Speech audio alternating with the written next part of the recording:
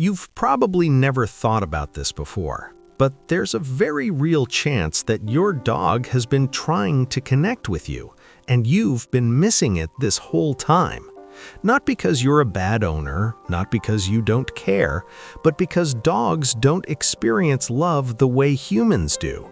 And once you understand this, something shifts, because what feels like affection to you can feel neutral, confusing, or even slightly stressful to your dog. And over time, that creates something subtle but powerful, a quiet emotional distance, the kind you don't notice until it's been there for years. So here's what actually matters. There are 5 specific things that shape how your dog experiences you, and almost no one gets all 5 right. Most people instinctively reach for the top of their dog's head. A quick pat, a short moment, then they move on. It feels natural. It looks like affection. But research tells a different story.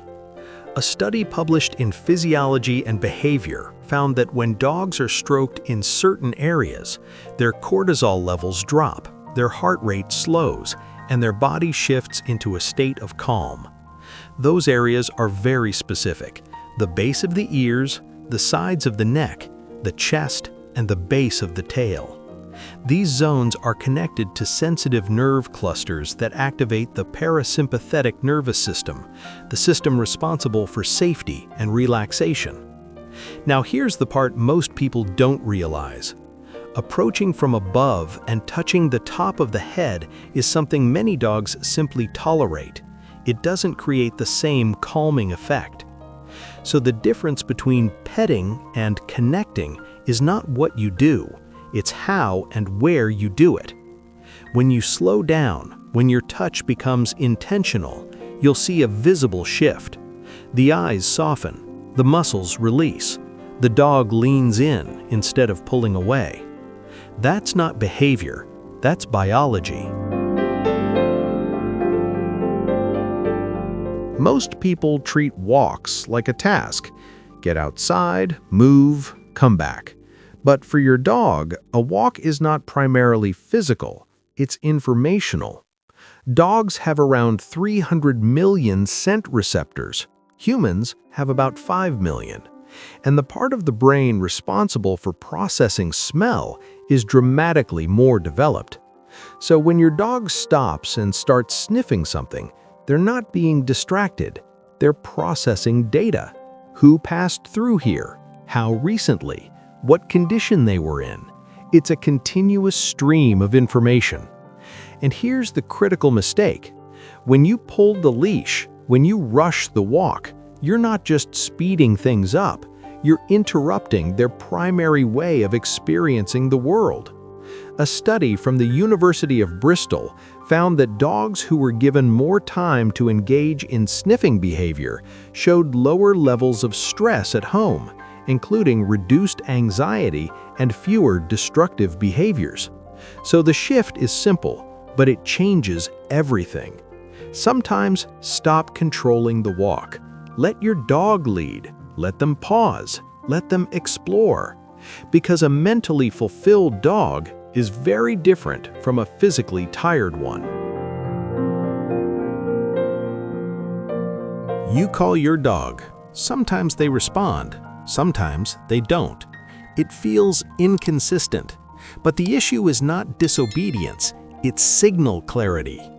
Research from Otvus-Lorand University showed that dogs process words and emotional tone in different parts of the brain.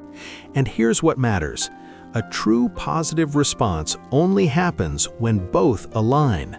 If your words say one thing and your tone says another, the brain receives a mixed signal, and over time, it disengages. So when you speak to your dog without attention, without emotion, your voice slowly loses meaning. But when your tone matches your intention, even simple words become powerful. Your voice becomes predictable, and predictability creates trust. Not what you feed your dog, but how. Most dogs eat in under a minute. No effort, no thinking, no engagement. But biologically, that's not what they're designed for. Dogs evolved to search, track, and solve problems. Their brain expects involvement.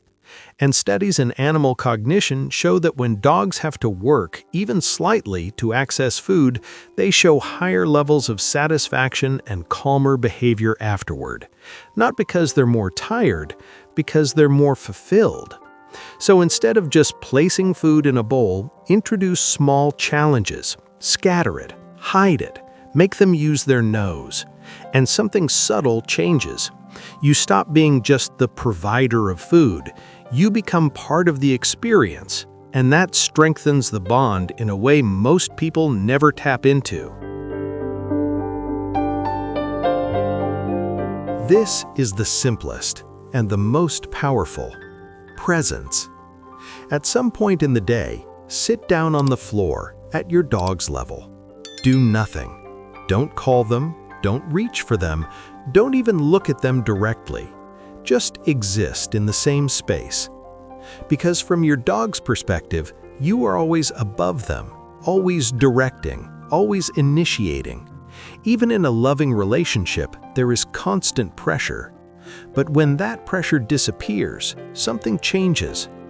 Studies in canine attachment show that dogs who experience calm, non-demanding proximity with their owners develop stronger emotional security, lower anxiety, and greater confidence.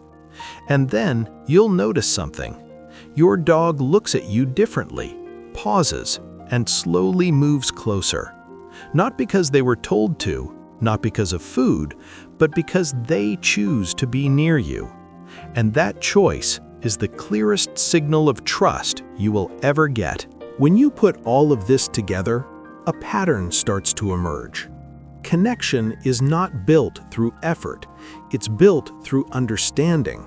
Touch that relaxes the nervous system, walks that engage the mind, a voice that carries meaning, food that creates involvement, and presence that asks for nothing. None of this costs anything.